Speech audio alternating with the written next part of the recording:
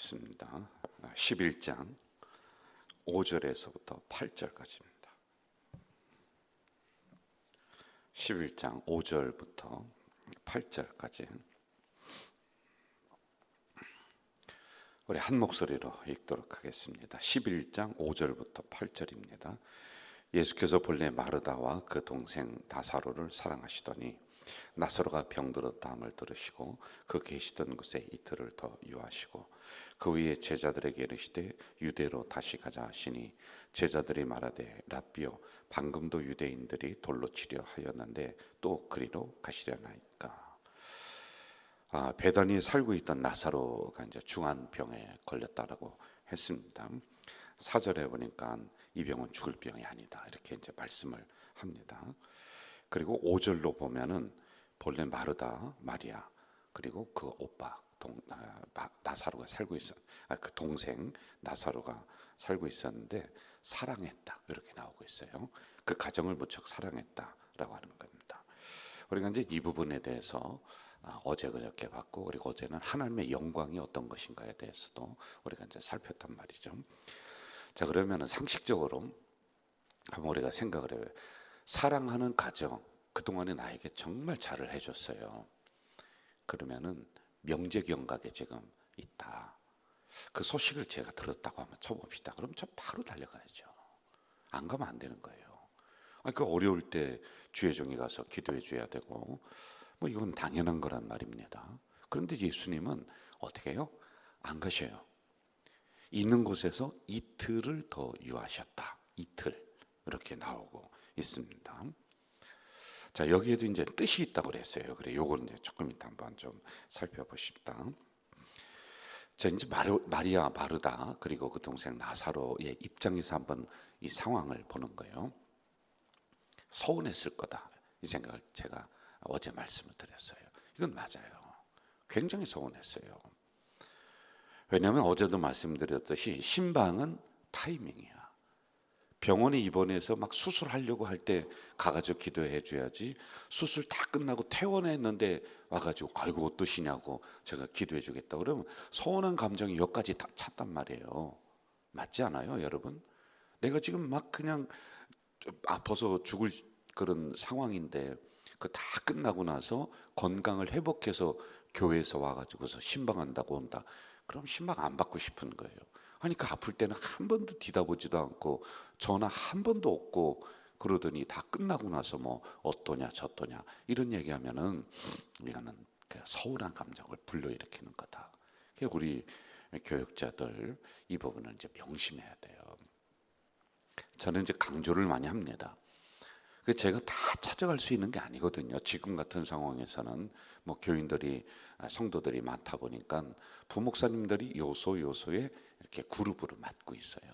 그래서 제가 뭐라고 하냐면은 아니 당신들이 보험회사 직원들보다 못하면 되겠느냐. 영적 생명을 다루는 사람들이 보험회사 직원들은요 시시때때로 메시지 오는데 내 생일을 어떻게 하는지 생일 때 축하합니다 메시지가 오는 거야. 그리고 가끔씩 어떤 메시지가 오느냐 하면은 저희 보험에서 당신과 함께 합니다. 어려울 때 당신과 함께 하겠습니다. 그 메시지가 오는 거예요. 제가 그 얘기를 하는 거예요. 아니 보험회사 직원보다 목사들이 못하면 어떡하느냐. 그리고 제가 또 어떤 얘기를 하냐면요. 아니 카센터 하는 분이 있어요. 그 회사가 있는데 거기서 전화가 오고요. 거기서 메시지가 와요. 왜냐하면 차가 고칠 때가 된 것 같은데 오셔서 차를 고쳐 주십시오. 뭐 기름을 뭐를 그 교체를 하고 검사를 받아야 됩니다. 이걸 시시때때로 알려주는 거예요. 아니 거기도 그런데 그래 영적 생명을 다룬다라는 목회자들이 이게 무슨 어디에 신경을 쓰고 어디에 시선을 두고 있느냐는 거예요. 제가 이제 그 얘기를 우리 교육자들에게 늘 합니다. 이런 부분이 있기 때문에 그런 거예요. 서운해요. 안 하면요. 자, 그런데 지금 주님은 사랑했던 가정이에요. 그리고 그 가정이 늘 주님의 구속사를 위해서 선대했어요. 뭐든지 그렇게 극진하게 했었던 자기 있는 것들까지 다 내어놓았던 이런 가정이었습니다. 그런데 동생이 명제경각에 지금 있는 거야. 그런데 왜 안 가셨을까? 왜 이틀을 있는 곳에서도 있었을까? 여기 어떤 뜻이 있을까? 이 부분 우리가 한번 봐요. 여러분 39절로 가봅시다. 39절. 예수께서 이르시되 돌을 옮겨 놓으라 하시니 그 죽은 자의 누이 바르다가 이르되 주여 죽은 지가 며칠? 나흘이 되어서 벌써 냄새가 난다. 하루, 첫째, 이틀, 사흘, 나흘. 그렇죠? 이틀, 사흘, 나흘이 되었다. 맞아요? 근데 썩은 지가 오래되어서 이미 냄새가 난다. 이렇게 얘기하고 있습니다. 자, 그러면은 이제 계산을 한번 해야 되는데 잘 보세요. 3절에 보면은 이에 누이들이 예수께 사람을 보내어 이르되 주여 보시옵소서 사랑하시는 자가 병들었나이다 하니, 자, 누이들이 사람을 보냈어요. 사람을 보냈는데 예수님이 있었던 그곳은 유대지, 세례 요한이 세례 주던 곳이에요. 그리고 여기는 베다니아, 이 마리아가 사는 곳. 그 거리가 30km 이상이 넘어요. 그런데 자기의 동생이 죽고 오빠가 죽으려고 하니까 빨리 사람을 보내서, 왜냐하면 그때는 전화도 없고 다른 게 없으니까 그 사람이 이제 출발했어. 누구에게? 예수님에게 출발했어요. 그때는 나사로가 죽었어요, 안 죽었어요? 아니, 성경을 보세요. 죽었어요, 안 죽었어요? 그러니까 멍하니 있지 말고 어떻게 해요? 죽었어요, 안 죽었어요? 안 죽었다니까. 그러니까 사람 보냈을 거 아니야. 빨리 와달라고. 그러면 여기서 출발해서 가는 사람은 나사로가 안 죽었다는 걸 알아요, 몰라요? 알고 출발했을 거 아니에요. 그렇죠, 여러분들? 그렇게 됩니다. 자, 그런데 거기서 출발해서 예수님이 있는 데까지 가려면은 하루길이 걸려요. 하루 걸어가야 됩니다. 그 지금부터 2000년 전에 뭐 자동차가 있습니까? 오토바이가 있습니까? 뭐가 있습니까? 아무것도 없단 말이에요. 자, 그런데 그 소식을 듣고 그대로 그 장소에서 이틀을 더 유하셨어. 그럼 가는데 하루. 그리고 예수님이 이틀을 더 유하셨어. 그럼 며칠이에요? 며칠이에요? 사흘. 나흘은 네 번째예요. 맞죠? 이렇게 되는 거예요. 자, 3일이에요. 자, 그런데 무슨 이야기냐면은 지금 예수님이 그 소식을 딱 들었어요. 근데 출발을 해서 이 심부름꾼이 출발해서 하루길을 걸려서 예수님, 당신이 사랑하는 그 가정에 나사로가 있잖아요. 그 있다. 그런데 지금 죽을 병에 걸려서 곧 있으면 죽어요. 빨리 가셔야 됩니다. 그 소식을 듣고 예수님은 어떻게 해요? 이틀을 더 유하셨어요. 자, 그러면은 39절에서 죽은 지 나흘이 되었다. 그럼 그 소식을 듣고 오는데 하루가 걸렸습니다, 여러분. 그 심부름꾼이 소식을 듣고 이틀을 더 유하셨어. 그리고 나서 출발하셨어. 가는데 하루. 그러면 나흘이 딱 맞는 거예요. 그렇죠? 사흘, 나흘이 딱 맞는 거예요. 이게 무슨 얘기냐면요. 심부름꾼이 출발을 했습니다. 출발을 하는데 얼마 안 있다가 나사로가 죽었다는 거예요. 아니, 시간이 그렇잖아요. 제가 일부러 그렇게 하는 게 아니라 타이밍 그렇잖아요. 이해가 됩니까, 여러분? 새벽에 머리 좀 이렇게 팍 깨우치셔야 돼요. 자, 출발을 해서 심부름꾼이 출발해서 예수님이 가는데 며칠 걸린다고요? 하루. 그런데 그 사이에 이미 죽었어. 심부름꾼은 이걸 알아요, 몰라요? 몰라요. 살아있는 거 보고 빨리 지금 달려가는 중이에요. 가는 중이에요. 그런데 그 중에 죽은 거예요. 그런데 주님께서는 이미 나사로가 죽은 것을 아신 거예요. 이미 아는 거예요. 왜? 하나님께 영광을 돌려야 될 병이다 라고 하는 게 있기 때문에 알으신 거예요. 그래, 안 가셨어요. 안 가시고 있는 곳에서 이틀을 더 유하시고, 그리고 나서 갔더니 사흘, 39절에 우리가 봤잖아요. 죽은 지 냄새가 나서 오래되어서 냄새가 납니다. 사흘이 되어서 썩은 냄새가 납니다. 이렇게 이야기를 하고 있는 거예요. 자, 심부름하는 사람은 알지 못했지만 주님은 이미 나사로가 죽은 것을 어떻게 했다? 아셨다. 그러니까 시간상으로, 타이밍상으로 이게 딱 맞아 떨어지는 거란 말입니다. 자, 이해가 되셨으면 새벽이라도 고개를 좀 끄덕거려 주세요. 이해가 되셨죠? 자, 이렇게 되는 겁니다. 자, 그러면은 이 구절이 의미하는 것은 뭘까?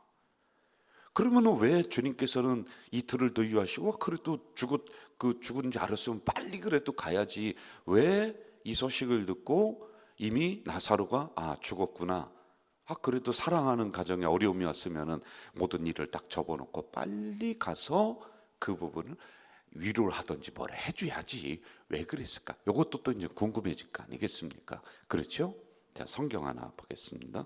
마태복음 8장 22절. 죽은 자들로 저희 죽은 자를 장사하게 하고 너는 나를 쫓으라.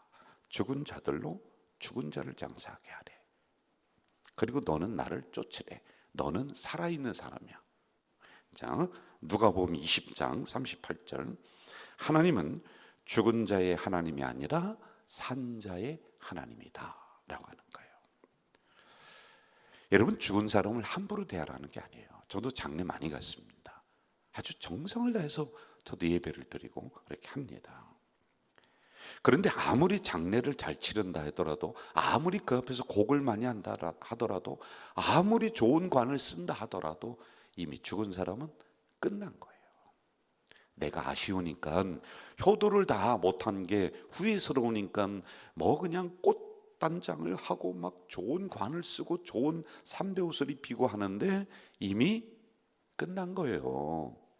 아무리 거기 돈을 쓴다 하더라도 여기 돌아가신 분이 뭐 지옥에 있다 천국으로 간다든지, 아니면은 천국에서도 뭐 급수가 있대요, 뭐 꽃길이 있고 좋은 집이 있대, 그럼 좋은 집을, 그게 아니란 말이에요. 중요하게 생각하면서 정성을 다해 장례를 드리긴 드려야 돼. 그러나 죽은 사람과 산 사람은 이미 끝난 거예요. 관계가 없는 거예요. 여기에서 아무리 잘한다고 해도 죽은 사람이 어떻게 더 뭐 좋은 곳으로 가고, 여기에서 아무리 기도를 하고 뭐를 한다 해도 살아있는 사람이 이 영향을 받고 하는 게 아니란 말입니다. 이미 단절된 거란 말이에요. 자, 죽은 사람으로 인해서 오늘 살아있는 사람들의 삶이 제한되거나 통제받아서는 안 된다. 이해가 되세요? 여러분, 요즘 문제가 되는 통일교 있지 않습니까? 통일교, 이거 사이비 종교예요. 제가 또 얘기해요. 통일교라든지 이단은 여러분 100% 돈이에요. 100% 돈. 집안 다 망가지고 가족들 다 파탄나고, 여러분 가지고 있는 거 다 갖다 바치고, 그리고 나서 60, 70대 가지고 아이고 내가 속았다. 난 당신은 속아도 당연해. 그렇게 살아도 당연한 거야. 그동안에 얼마나 많이 그게 아니다라고 얘기해 줬는데도 귀를 닫아버리고 살아는 거예요. 닫아버리고요. 자식들 다 패거망신해서 거지처럼 살게 만들어 놓고, 여러분들 정말 정신 차려야 돼요. 종교 잘못 만나면 종교는 아편보다 더한 거예요. 예? 그런데 통일교라는 게 있어요. 이 통일교에 뭐가 있냐면은 영재조상 해원식이 있어. 영재조상 해원식. 이게 다른 종교도 뭐 남녀호랑이라든지 이런 것도 있는데, 이게 뭐냐면은 지금 나에게 오는 여러 가지 고난이 있어. 내가 잘 살아야 되는데 어려움이 막 있어. 그거는 조상들이 당신을 지금 해코지하는 거야. 조상의 신이 해코지. 그럼 그 신을, 그 조상들의 귀신을 달래줘야 돼. 이게 해원식이야. 달래줘야 된다는 거예요. 그럼 어디까지 가느냐면은 210대 조상까지 달래줘야 돼요. 그럼 조상 한 조상 달래주는데 그냥 달래줘요? 천만에 돈을 줘야 돼. 직계 7대까지는 몇백만 원, 그 이상은 뭐 몇십만 원, 그리고 친가 외가는 또 몇만 원. 여기 한번 딱 쓰이면은 내가 지금 어려움 당하고 아픈 게 조상이 와서 지금 해코지 하는 거래. 여러분, 우리들 정서에는 그게 있잖아요. 우리들 옛날 제사 드릴 때 저도 보니까 야야 빨랫줄 거더라 그러는 거 우리 할아버지가. 그래, 왜 빨랫줄 거더라고 하나 봤더니 너희 그 증조 할아버지가 오시다가 이 빨랫줄에 목이 걸린대, 귀신이. 그 빨랫줄 거더래. 그리고는 숟갈을 놓고 여러분 그 밥 이렇게 떠가지고 맹물에 이렇게 말잖아요. 하나 둘 해. 그리고 나서 뭐라 하냐면 아유 잘 드셨어요 그래. 그 저기 증조 할아버지한테 잘 드시라고 인사하는 거야. 세상에나. 이게 우리들에게 있는 거예요. 그러니까 조상 회원식을 한다. 죽은 사람에서 해코지 하니까 달래줘야 돼. 이거 무당들이 하는 거 아니에요? 근데 거기에 돈을 다 쳐바르는 거예요. 수십억이 나가는 거예요. 이게 있는 거예요. 자, 정리해요. 잘 들으세요. 죽은 사람의 이 문제는 살아있는 사람이 통제받아서도 안 돼. 영향을 안 줘. 제발 좀 정신 차리세요. 안 줘요. 무슨 얘기냐? 살아있을 때 잘하세요. 죽고 나서 그냥 애곡하고 통곡하고, 살아있을 때 한 번 더 찾아뵙고, 살아있을 때 짬뽕이라도 한 것 더 사드리고 그러면 되잖아요. 그리고 돌아가셨으면은 후회스러움이 있을 수 있어요. 그러면은 남아있는 가족에게 잘하면 돼요. 그리고 어르신들이 없다, 내 부모님이 일찍 돌아가신데 후회스럽다, 그럼 교회에 있는 어르신들 잘 대접하면 되는 거예요. 저는 1년에 매년마다 우리 어르신들 제가 꼭 갈비탕이라도 한 그릇씩 사드립니다. 지난주 주일에는 우리 교회 제일 어른이신 그 애녹인가요? 거기 남성교회 어르신들 대접해야 돼. 순차적으로 이렇게 하는 거예요. 한나 여전도에 뭐 갈렙 여전도에 이렇게 제가 대접을 해드려요. 왜? 저희 아버지 어머니에게 다 못했던 그런 후회스러움이 있으니까, 그럼 그 앞에 있는 어르신에게 잘하면 되잖아, 이거예요. 자, 다시 본문으로 가봐요. 본문으로 가요. 나사로가 병들어서 죽게 되었다는 소식을 들은 그때 이미 나사로는 어떻게 했다? 죽었다는 거예요. 그런데 심부름 많은 사람은 그걸 몰라. 그러니까 하루길을 걸려서 예수님, 당신이 사랑하는 가정에 나사로가 지금 죽을 병에 들렸습니다. 들었는데 그때는 예수님이 보니까 이미 죽었어. 이미 죽었어. 그리고 이틀을 더 거기에 유하셨어. 그리고 이틀 끝나고 그 다음에 찾아가서 무덤에 가니까 사흘이 걸려. 딱 시간이 맞아. 그래, 그때 나사로야 나오라, 이렇게 이야기를 합니다. 자, 그러면은 예수님이 거기에 이틀을 머물러 있었대. 무엇을 하셨을까? 어디에서 무엇을 하셨을까? 이것도 궁금해요. 그냥 가만히 놀고 있느니 빨리 쫓아가서 신방하는 게 나은데 뭔가를 하셨으니까 이틀을 거기서 더 유하셨을 거 아니에요. 자, 요걸 보면서 마무리합시다. 10장 40절부터 42절. 10장 40절부터 42절. 다시 요단강 저편 요한이 처음으로 세례를 베풀던 곳에 가서 거기 거하시니.